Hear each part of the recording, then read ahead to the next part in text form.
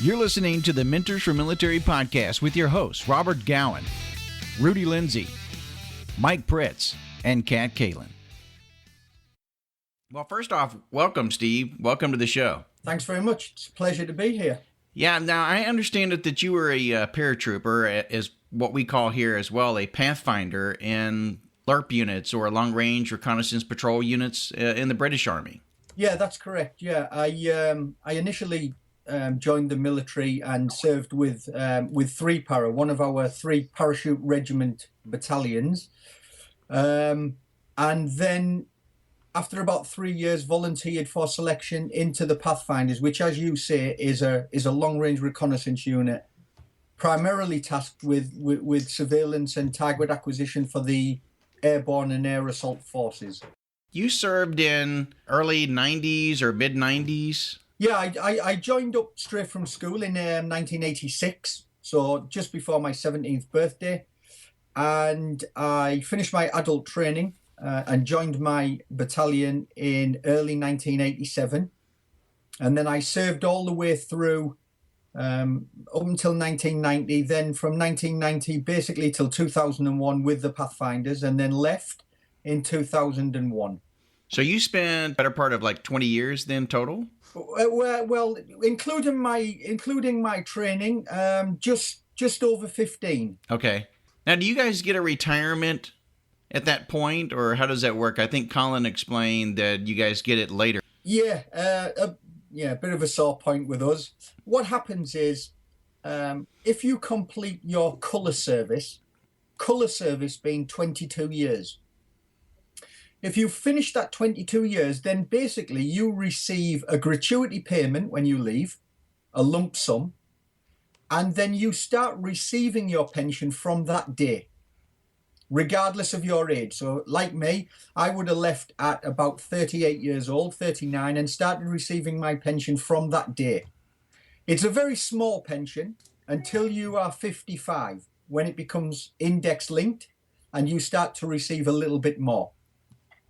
If you don't do the full 22 years, then you get a portion of that 22. So I did 15 years. So I get 15 22s, if you like, of my pension. But I can't take that until I'm 55. Oh, wow.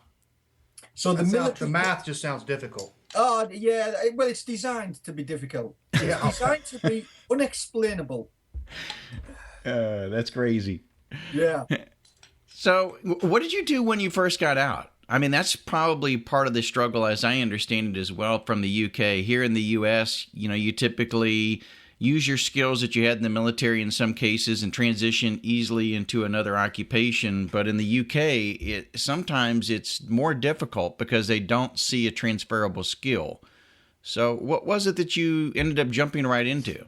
Well, yeah, I mean, to answer your first point, there was a real difficulty back before. And again, things changed. Things changed after 9/11 because the security market opened right up. A lot of guys were moving into moving abroad into the private military contracts. A lot of the close protection. A lot of people in the UK and Europe wanted bodyguards and wanted security. So a lot of people were leaving, doing the necessary training courses, and then moving into those sort of high impact roles. But prior to that, it was very difficult. Unless you had a skill, unless you're an engineer, a carpenter, an artificer, or you had something really to fall back on, it was very difficult from the infantry side of life. So our line regiments to move into jobs.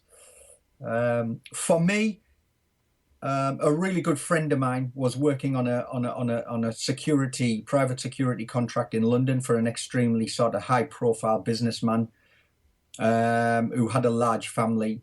So for me, I kind of moved straight into that. I did the close protection course, got all the necessary licensing, and then moved into that job. So I kind of left the military 1 month and was working the next month. So I was kind of fortunate, really.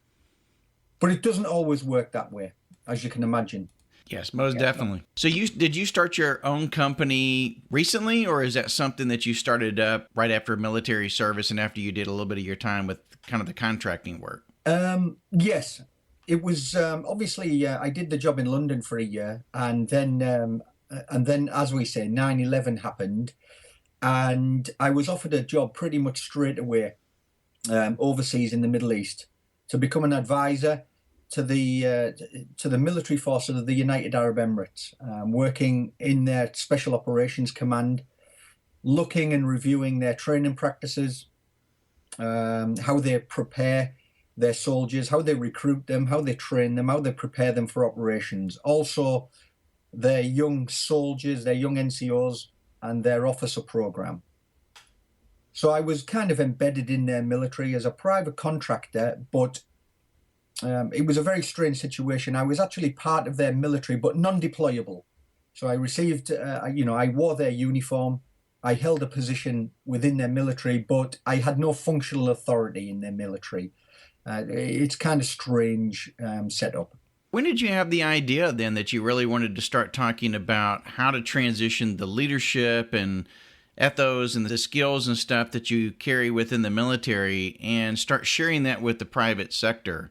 I realized, again, working and being around a lot of people in the Middle East, I mean, business was booming, a lot of contracts coming into the Middle East, whether it be construction, IT, a lot of health and safety.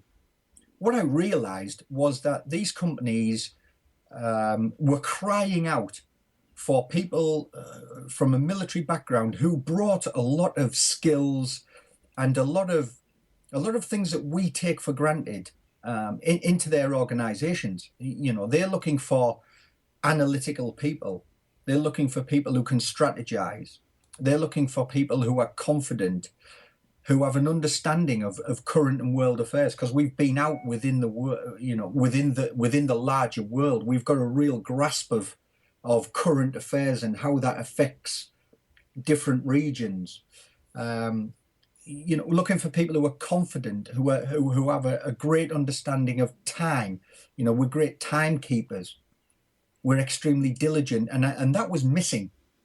So what I wanted to do was bundle all of those skills up again that we take for granted and really hone them and drill down into what the service men and women can offer corporate business. And I found that it was wanting. A lot of companies wanted it. They wanted to, fascinated by the way the military works and our mindsets and our ethos and what makes us such a tremendously employable asset.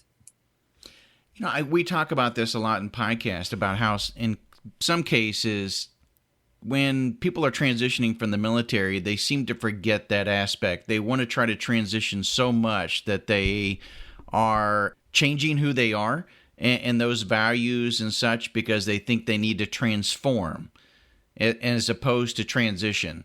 In some cases, they do keep it, but they use it in such a way that puts people off. So it's that fine line of either you're forgetting it and you're wanting to transform, or that you're walking in the door and you're carrying it so strongly that it's kind of put off by the employer and by the people that you end up working with on your teams. Do you find that is also the case with the folks that you're working with or the people that you're seeing transition from the military there? Yeah, the UK, having worked a lot in America and something that the US gets extremely, what it does better than anybody else is your acceptance of your military and the gravitas in which you hold people in uniform. You know, your ability to go into supermarkets and have your own queue. You know, your preferential loan rates, the way that you're looked after when you leave the military.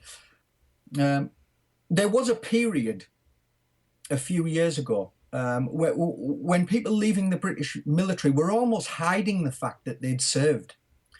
And they weren't sort of selling themselves and selling the skills that they have, because they thought employers just thought, oh, you're in the military. What have you got to offer me? What can you do to enhance my company? What can you bring that I don't already have? So people were losing that confidence. And like I say, almost hiding the fact and trying to change and morph into something that they're not. Or, as you said, abandon the things that we do extremely well that nobody else does. You know, these ability to make critical decisions under pressure, our ability to work with limited resources, our logical mind, our ability to look at a problem, take a step back, take a breath, and then not run to someone with our hands in the air saying, I can't solve it, I don't know what to do, where do I go? The military, we're taught to sit back, look at the problem, analyze it, and then come up with a solution. You know, and as I said, this confidence of going into workplaces, we're used to dealing with multicultural organizations. We can embrace other nationalities. We're not, because we've been around them. We're used to working under critical amounts of pressure, to tight timelines. And what I was saying to people is corporate organizations don't do that very well. And that's reflected in the way that they handle their people. You know, leaders in a lot of these organizations become very omnipotent because they don't trust the staff underneath them. You know, they don't have that confidence in people. They think that if I allow somebody else to make a critical decision and it goes wrong, my name's at the bottom of that paper where I've signed. I said, what they're looking for is to be able to get people in a room who can just brainstorm problems, who are confident, who are articulate, who have the ability to delve into issues and come up with a problem. So what I'm saying to people is, let's build upon your skills, let's enhance them. Okay, there needs to be a little bit of rounding off so that you understand the corporate jargon, you understand what it is for a company to hit its bottom line targets. So that's really where I was stepping in, you know, and giving people that confidence to say, look, don't hide your background, wear it on a t-shirt in front of you, because that's what people want. Steve, where was the problem? Was the problem with the actual businesses themselves not wanting to employ military members, or was it with the former service members who couldn't articulate their skill set to be able to find that initial position? I think it was really 50-50. I think a lot of businesses, as I said, didn't really see the value of military service personnel. They didn't get, because they didn't understand the military. The British Army, the British military on a whole, wasn't very good of getting into the public eye. We didn't sort of publicize the skills that the military has. And we went through a really bad patch, sort of late 80s, early 90s, when nobody got the military. And then on the flip side, people were leaving the army and not having the confidence to say, well, to walk in a room and go, right, this is who I am, this is what I do. I've led men in combat, I've led women in combat. I'm the greatest salesman in this room. How many people in this room have had to talk young men and young women into surrendering their lives, right, for what is, in effect, a nominal monthly fee? So I'm the greatest salesperson you've ever met because I've talked people into surrendering their life. What have you done? Bringing that confidence into the room and saying, this is what I do. Yeah. Don't tell me I'm not a salesperson, because I am. That's something that a lot of people don't understand, is that you're asking, like you said, somebody to make a commitment that you're not buying a TV, you're not buying a car, it's not something that you can see, feel, taste, or smell. This is something that you're actually going to give up of yourself to do. Yeah, and again, people who've served in the military understand. I mean, it's not like, and the military, I don't want to use cliches here, but the military is a catastrophic workplace now. The risk of, as we're now fighting on multiple fronts in areas across the world. It's not one single area of conflict anymore. Right. It's now a multitude of combat scenarios. We're talking about, so when people sign up for that, yes, they're making a tremendous commitment, and it is their life in the service and the protection of others, in hopefully to make their country, the world, a better place to be. And I think once a person can portray that confidently in a room, in an interview, and sell themselves based on everything that they've done, their experience, then these corporate organizations would really sit up and say, I'm viewing you in a different light now. What you've explained to me is everything that I want. I want commitment. I want passion. I want self-service. I want self-motivation. I want diligence, integrity. I want commitment, passion. That they are priceless commodities. You can't buy that. I think we do a disservice to our own service members by trying to tell them to leave some of those experiences in the military. And the word I think that Robert used earlier, instead of transition, is transform. I think that's what our transition assistance tries to get a lot of service members to do, is to transform some of those experiences and leave them behind, because a lot of people in the business market are frankly afraid of what we bring in. But the way you articulated it, I think, is exactly how a former service member needs to. I mean, it's not necessarily transferable skills into the industry, but it's passion, it's commitment. Leadership is something that I think that a lot of us bring into another workplace that is different than what corporate America anyway experiences. And I think a different flavor is exactly what they need from time to time. Yeah, I mean, as I say, working now with sport and working with corporate organizations, when we talk about leadership and when we talk about pure leadership and the skills that leaders require, and the difference between leadership and management, because there's a lot of confusion in the workplace about, I'm a manager, I'm a leader. Well, not necessarily. There is a difference between the sort of analytical processes and the uses of resources in the management side, and then being a leader, being able to rally your team to your cause, to your vision, having the foresight to understand any problems ahead and reading the road ahead, and understanding the mood of the music within your teams as well. And leadership, as we said, is something that, it's the backbone of the military, isn't it? In all the services. And why we invest so much in our leaders. What the corporate couldn't get is when I described the progression of a soldier who'd been identified as a future leader, whether it would be a non-commissioned officer going through. And I said it takes 12 years in the British Army before you reach the rank of sergeant, before you are technically, working with 30 other soldiers in an infantry platoon in the UK. I said, that's 12 years. And they said, well, we've done 2 leadership weekends and now I'm in charge of a team. And I said, oh, right, okay. So there's some differences then. Yeah, definitely. And I mean, I think that's something that's lost in the military. Of course, here in the States, you're talking about maybe 24 months, 18, 24 months. You might be leading a team, or you might be going up to a squad in 3 years or 4 years. Taking those leadership skills, taking those traits, taking those ethos, and transferring that into the private sector, and not feeling as though you have to actually transform or modify who it is that you are.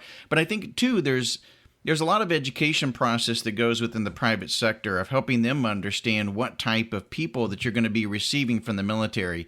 And in some cases, I think they get it for the values and for the ethos and stuff like that. But I don't know that they really understand the person and the quality as far as the skills that they're bringing to the table as well. In some cases, I think they like military individuals because of the ethos, the values that they're bringing, but they don't see the potential and value of what they may bring in terms of other aspects, skills, knowledge, leadership. They might see the leadership side of it, but I think they think in a lot of cases that leadership in the military is, if I tell you to do something, you do it because my rank says that I control that conversation. But the fact of the matter is, we all know that's not true.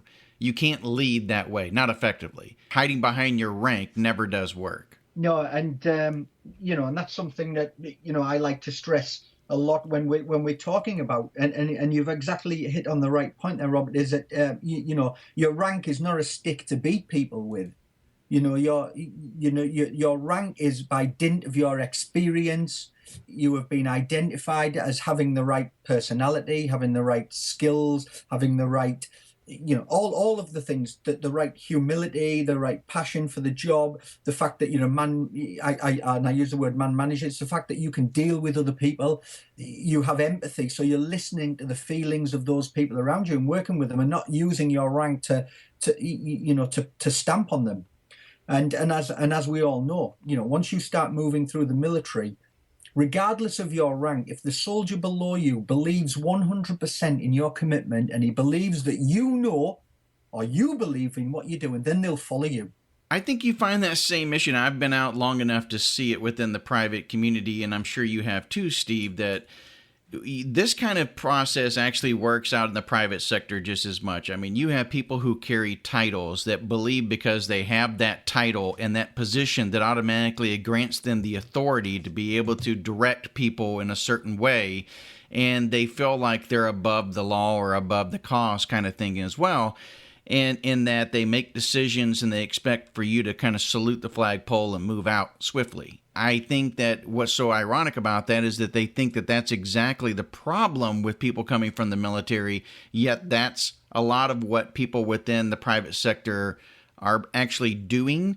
And I think it's much because, as you pointed out, they don't go through a process to become a leader or a manager. It's typically something that's time-driven, or it's something where they knew somebody that helped them get promoted, but there's no formal training, there's no formal classes, there's no formal process as there is within the military. Something else, Robert, is there's a lot of trial and error in the military. I mean, there's a lot of mistakes that are made by junior NCOs and junior officers.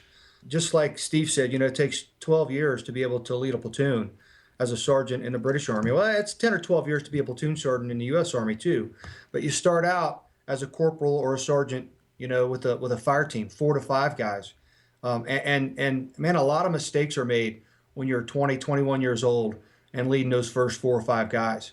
And I think the growth over several years of developing a leadership style is what makes us in the military a little bit different than somebody just thrown into a position as a manager out in the business world. I mean, there's not as much room for error in the business world when you're dealing with bottom lines and dollars. We're dealing with people, and that's important. But for a lot of our careers, those decisions aren't made in combat in split seconds. Some of them are now. But initially, at least in my experience, I had a lot of time to develop a leadership style before it was really something marketable. It wasn't something I could just go out and do. It's funny you mentioned that, though, Mike. I mean, when you think about, okay, yeah, they're dealing with dollars and stuff, and it's a much different environment. But I'll share with you that the majority of the people are not dealing with that type of impact. That's usually at the executive level and above. Those that are actually below that level are not dealing with any type of crisis. They're dealing with more day-to-day work that, quite honestly, they may feel is really important and is life-threatening and critical and all of that. And the real matter is that the folks that are in the military and serving our country are dealing with much more critical issues that are life and death related, and the issues that are in the private sector are not. Unless you're dealing with a hospital environment or those types of things where you're actually dealing with a life and death situation, but the better majority are not. So those that are in the executive positions that are making decisions that affect shareholder or stakeholder value, those are more critical kind of level positions that, yeah, they're making strategic decisions that could impact the company and affect, the decisions of the board of directors and the stakeholders that they're serving. But again, the majority of those other positions are not. So they're learning as well by trial and error. But I think the difference is that we are assessing ourselves on a constant basis within the military, whereas in the private sector, I don't know necessarily that anyone is assessing their leadership capabilities and really thinking about that. Now, they're starting to do more 360 developmental studies and analysis that allow you to kind of hear from your peers, from your subordinates, and from your leaders. But I'll share with you that quite a few of those don't actually even put much value within those surveys because it's a lot of cases it's the time frame in which they're done. It's what's going on in circumstances around them that could impact the decisions. So if you just upset a couple of your subordinates by making a decision, well, you're not going to get a favorable survey. And so it has a lot to do with that as well. Yeah, I mean, I think, everything there is absolutely correct. I mean, as we said, you go through this embryonic process when you join the military of making sure that, and the military wouldn't like to put you in a position that you haven't been suitably trained for, you don't have the suitable experience for. So they make sure that you're hitting those markers before you're elevated to a position where you're leading men and women into combat. When you move across into the private sector, there is a lot of fear as well, you know, and a lot of not so much jealousy, but I think it really is, you know, leaders who take on military people become very apprehensive because they see you as a threat to them. You know, their life, you know, and I've come across, you know, every kind of leader and manager at the moment, and you know, and some of the people that are there with the guys that, you know, they're out, they're getting their hands dirty and they're working with their teams and they're taking feedback. You know, information is coming from the top through them down to the workforce, and the workforce are passing it back up. So the leader becomes, he's a conduit for this passage of information and experience, and that's tremendous. But I've seen on the flip side where leaders sit in their office at the end of the corridor, taking credit for the work that's been done. Yep. And then when things go wrong, throwing their hands in the air. Yeah. And, you know, and expecting someone to fall on the sword. So when people are brought in from a military background, I think there's that apprehension as well, as that, you know, they know that you have all of the skills that they should have. You know, you're bringing in this maturity, this confidence, this ability to make decisions under pressure, this rationale. You can make friends because we joined the military. I walked into a room with 60 other people I'd never met at 16 years old. You have to build a friendship. You have to talk and communicate, and those friends are for life, as we all know now. You know, so when you walk into an office environment, you have got the confidence to stay in a room and go, right, hi, my name's Steve, I'm Robert, I'm Mike, this is what I do, this is what I'd like to do. How, you know, so we bring that maturity to the table, and I think sometimes you can be seen as a threat, which is why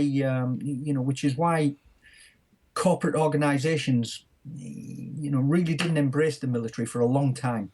I have seen leaders actually believe that knowledge is power. So they believe that by having my position and my title, I'm given information that if I don't share it, it means that you'll just follow me blindly because of my position. And, you know, I've seen a leader that actually sat in his office and kept the door closed and everything was all secretive. And what he did share was very, you know, everything was close to the chest. And I think with the military, we learned from the very beginning in operation orders and stuff that there's the need to know value, obviously, as far as what information can be shared at what various position, but knowledge is transferred all the way down to the lowest level because every person on that team, regardless of rank or organization, needs to understand what the overall objective and goals are so that they can march towards that same objective to collaborate and make sure it's accomplished. In the private sector, on occasion, there are those types of leaders that don't get that aspect of it because they've not been trained, again, in that type of leadership style. No, yeah, I mean, absolutely, Robert. Like you said, you know, holding information close to your chest gives you power over people because you know more than they do. You're always going to be one step ahead of them because you know something they don't. In the military, as we all know, we can't afford that. You know, from the most junior private soldier all the way up to the commander of the mission. Obviously, information is compartmentalized so that everybody knows it. But you know, even your youngest private soldier on the left-hand side of the arc of information understands the mission objective. He understands where he's going, how he's going to do it, and as we said. What I explained to corporate organizations is the military is about getting the right people to the right place at the right time with the right equipment to do the right job. And that's what the military is about. And that's what you need to do in business. And if you can't do it, then there's a break in the chain, whether it's the information chain or, you know, confidence, ability. Your teams, your managers don't trust the teams. Your teams are not working for the manager because they don't feel appreciated. There's no gratitude passed down to the team for a job well done. So it is, again, how you manage that. And we all do it by, you know, we give each other a pat on the back. And at the end of an operation, you know, there's a company smoker where everyone gets to, you know, let off steam, the families, there's a barbecue, you know, so there's gratitude. And you know, and there's that feeling of worth. And I think sometimes, you know, people go to work and would never, ever dream of socializing or talking outside of the office with anybody in their team or any of the managers. So it creates a very distanced relationship. Yeah, I can't tell you how many times I've run into my own personal leaders in the private sector that didn't want to know anything about me outside of the workplace, wanted to know, of course, what it is that I'm doing and working on and the initiative or project at hand. But when we started talking about things outside of the workplace, well, that was a taboo kind of conversation. You know, I mean, that was one of those things that we just don't talk about those types of things. It never was said, but you could tell that the conversation wouldn't flow beyond just a couple words because they didn't care to know. Whereas me as a leader, I tried to go as far as I could within the rules of human resources, and obviously they kind of hold your hands a little bit as to what kind of information can be shared or how much the individual wants to talk about it.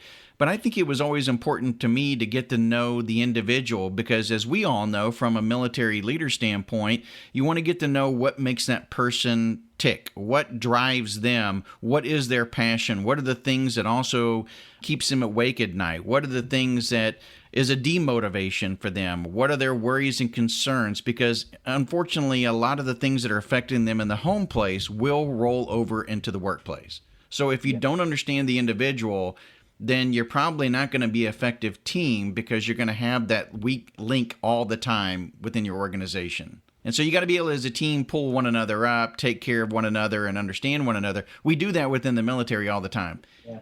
However, in the private sector, that's not something that typically happens. It's very focused, and people don't want to get in. And when they do get in the private lives, it gets a little bit too far to the one side where they end up going out and partying with one another and the whole bit, and it ends up going in the wrong direction. So that's why they want to pull back to the other extreme. No, you're absolutely. I mean, obviously there has to be an element of standoff between your managers and the team, and we get that. But working with a huge insurance company last week, asking me how do you motivate the team? How do you motivate each other? As a leader, how do leaders motivate? And I says, well, just take a few things for granted. I mean, if I asked you now, if I pointed at a person in the room and asked you how many children they had or what relationship they were in, could you tell me? No. If I pointed at somebody else on the other side, could you tell me who his other two closest friends are in the office? No. How do they get to work? Do they car share? No. And then it was, well, how do you guys do it? I says, well, there is that. If I had a problem in the military and I went to my, my platoon sergeant or my company commander and said, I've got a problem at home and I've got he would say, yeah, just take a day, go home and sort it out, because tomorrow you may have to come to work to fight. And I can't have anything, I can't have your family suffering or you having anything else on your mind when you come to work tomorrow. So take today to sort it out. I said, those are the kind of things that your team will be looking for. And again, corporate organizations sometimes, because they're paying you money, that's it. Right. That's it. That's your motivator. That's your, whatever intrinsically motivates you or whether extrinsically motivates you, whether it's financial reward or whatever. But business was just, no, you're being paid, so that's it. I don't want to hear anything else. You're being paid for a day's work. Yeah. You're getting paid for this, whatever's in the box, whatever I defined within your, job description and those types of things. Anything outside of that piece of paper or what's written on there in words, I don't want to know about. That's, that's taboo. Absolutely. Yeah, exactly. I see it a lot. Yeah. What you're really talking about is a difference between leadership and management, at least in my opinion. I mean, a manager is dealing with those resources and things that are tangible, whereas leadership deals with people. That's a people skill. At least it is for me, and it is for people in the military. And in my experience, the things that you have to know about your subordinates to exactly what you just said, Steve, to understand what makes them tick, so that when they come in tomorrow, if you've got a fight, their mind is clear. What's the difference in the corporate world? Why wouldn't you want, your people to come in with a clear mind that can accomplish your objectives? I think that's a skill that everyone in the corporate world ought to embrace. Absolutely. You would. I mean, we're sitting here now discussing it, and it seems absolutely clear to us. But you go out into the corporate world, and it's as clear as mud. It's just something that they don't, that's not really, it hasn't really took a hold yet. As you said, people think that they're managers and they're leaders and that the two skills are intertwined. Well, for me, no. As you've identified there, is that, leadership is, it's about people. It's about reading people and getting people to follow you willingly and read into your vision and work for you because everything's in place. You appreciate them, you reward them, you're giving them guidance, you're nurturing them, you're helping them develop. You're being friendly to as much as you're allowed to do without it breeding contempt. So, yeah, I mean, it's something that the military does extremely well. And I think that's why at the moment corporate enterprise is really looking at the military in a different light now and looking at service personnel when they leave as what they can bring to the table now, whereas before it was, there's nothing that I can get from you that I don't have already. And I'm finding that more and more now. So do you think they've been receptive to what you're teaching them? Do you see a shift in their culture, so to speak, if they're starting to look more at the military for those types of skills that we do bring to the workplace? I think absolutely 100%. At the moment, I've never left a training session when somebody at the end of it hasn't said, we had no idea the military works like that. We did not in any way appreciate or even comprehend the way that some of the things you're talking about that you do in the military and have been doing for 50 years, that they thought was isolated to them and that they were leading on it. When we talk about setting up for organizational change, I said that you go into work in the military and your best friend's been away on a training course, he's broke his leg, you've now took his place as a commander. Somebody's decided to leave, somebody's been promoted, somebody's moved away. There's been conflict, catastrophic death, and suddenly 10 people in the company have gone and you've been elevated. I said the military does organizational change on a minute-by-minute basis. Yes. And this is how we get round it. And they go, no way. And I say, well, yeah, I mean, what did you think we do when we need to change our setup, our ORBAT, our organizations, when we need to reconfigure? How do you think we do it? I never really thought about that, but that's so true. In the private sector, they have an organizational change, and it's such a huge thing. I mean, they think that in many cases, or maybe it's the new leader that's coming in, believes that the culture that they're walking into needs to change. To me, when in the military, it's so true of what you just said. When we received the new leader, nothing changed. Every new leader just brought a different style of leadership perhaps to the table, but the mission, the objective, the goals at hand, what we had to do on a daily basis never changed. It was always the same regardless of who's setting up there in the top spot. And that's how we believed it should be. Whereas in the private sector, it's a major ordeal, and normally especially if it's a higher leader, normally within, say, 6 to 12 months, there are major shifts within the organization from a cultural standpoint, from a leadership change standpoint, that shifts and modifies the whole culture of the organization, the dynamics, how people react. They get emotional, they get tense, stress builds up. It's very, very different within the private sector. Yeah, I mean, it's very gratifying when you're talking to senior managers. I'm talking to, to a board of directors. And for instance, a company we were on about branching out into the Middle East, and we were talking about, and I said, well, do your due diligence and do your research. And they said, well, what do you mean? I said, well, in the military, we'd learn culturally, we'd send our soldiers away to at least know the basic greetings in their language, what not to do and what to do when you're in their presence, what offends them, because we can't get any work done. If we go to a meeting and the first thing we do is sit cross-legged and show the leader the soles of your shoe, which in the Arabic culture is an offense, the rest of the conversation, whatever we were trying to get done, has broken down immediately. And they went, you really do that? And I went, yeah, we send people away and we learn about and that's what you should be doing. If you're going to branch out into the Middle East or into Asia, find out what they like, how they like to communicate, what offends them. Send your people over there with the basic greetings in their language. I said, how much would that break you? And, it's almost like trying to reinvent the wheel sometimes. Right. And they said, well, but we would do that. The military would do that per se. It would be a given. Right. And yet I'm talking to you about it, and it's the first time that you would ever imagine that you would need to do some due diligence and research before you tried to break into a market you didn't understand. Do you find a lot of these companies, when you get done, though, are they more receptive to the military after hearing what you're talking about? Do they approach you and say something like, now that I never knew anything about that, I think I need to go back and start looking for military perhaps to be more managers and leaders within my organization because they can really offer, value to the bottom line?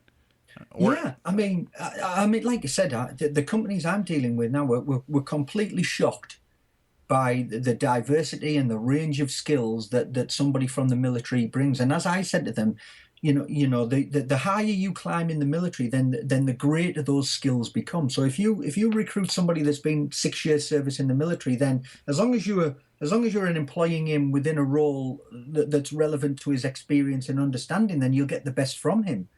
But then if you're looking for your senior managers, then as you're recruiting people that have had more exposure in the military, got more experience, more maturity, that should be where possible. If that's where you should be dipping your toes into recruitment and seeing if there's anybody out there.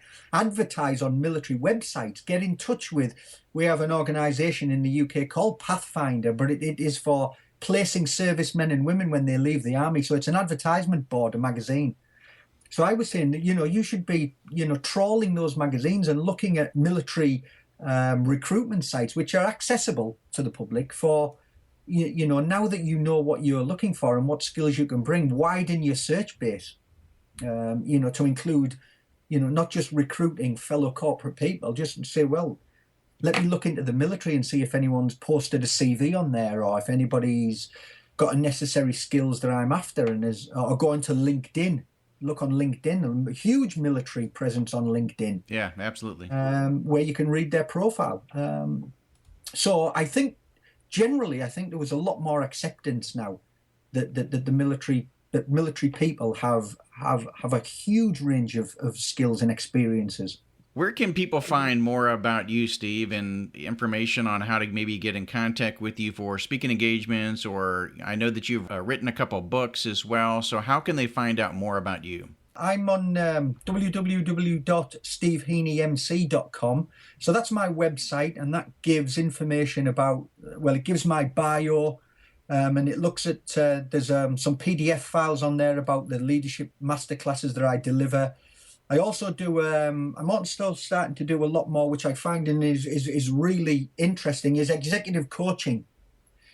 Sitting on a one-to-one basis with people who have big decisions to be made, or have been asked to make a decision, or review a product, or review a person, or review content of a file, and want some guidance on strategies, how they develop a strategy, how they manage and handle resources, how they manage and handle disruptive personnel, which is a really big thing at the moment in corporate. Because, in the UK, there are about 16 layers of discipline before you would be able to get to the person to a point where you say, look, if you don't improve or you don't stop that behavior, you'll lose your job.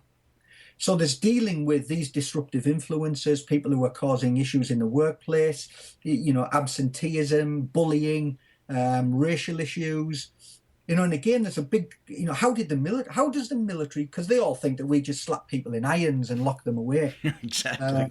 I said, no, we have processes about dealing with disruptive influences and what I used to call barrack room lawyers. Soldiers that would get other soldiers together and say, well, they can't do that. And if we all stick together, they won't do it to all of us. So executive coaching is a big thing as well. And, they want to learn from the military about how we make decisions, how we manage time, how we manage resources, how we pool people together, how we motivate, and again, how we handle discipline. So that's a big thing at the moment as well. That I'm starting to find a lot more people are contacting me for. But as I said, on my website, there's a lot of information there about me and the books I have written. People could find a little bit more about me there. Great. We appreciate you coming on the show today. It's been wonderful, and I can see many different topics that we could probably talk about and hit on in the future. So we'll be reaching out to you.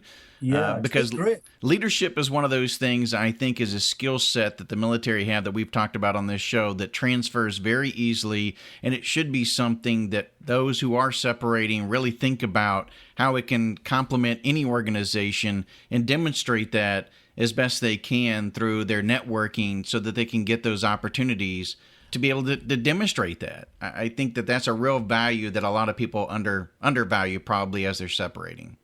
I mean, the three biggest, the bits of advice that I give people now and again, I'm going back to my old unit in the military next week. I left 15 years ago to give them a presentation. They called me back. So what I say to people is, if you do make the decision to transition into civilian life, then wear the fact that you're in the military on a T-shirt. Don't hide behind it. You have got be confident in your abilities and what you can bring to the table. Don't be scared about moving out there. Embrace it, go into it, and take the same confidence you have in the military into the private sector.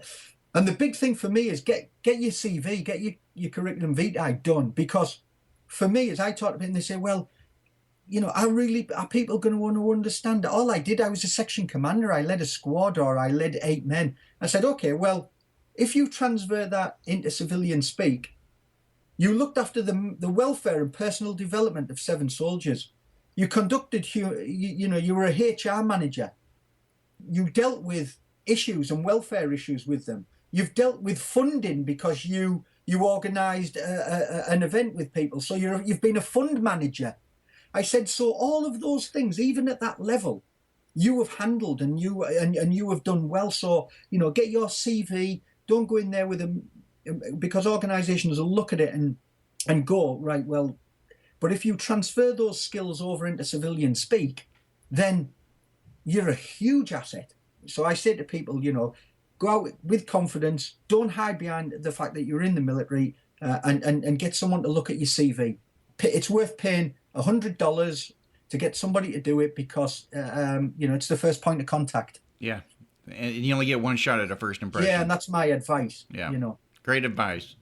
It's been absolutely a pleasure. Take care, guys. All right, great talking to you, Steve. Yeah, and you. Take care, man. Thank you for listening to our podcast. You can follow us on Twitter, Instagram, and at Facebook by searching at Mentors, 4 MIL, and please subscribe to our podcast. It's free, and it ensures you're the first to hear our latest podcast show.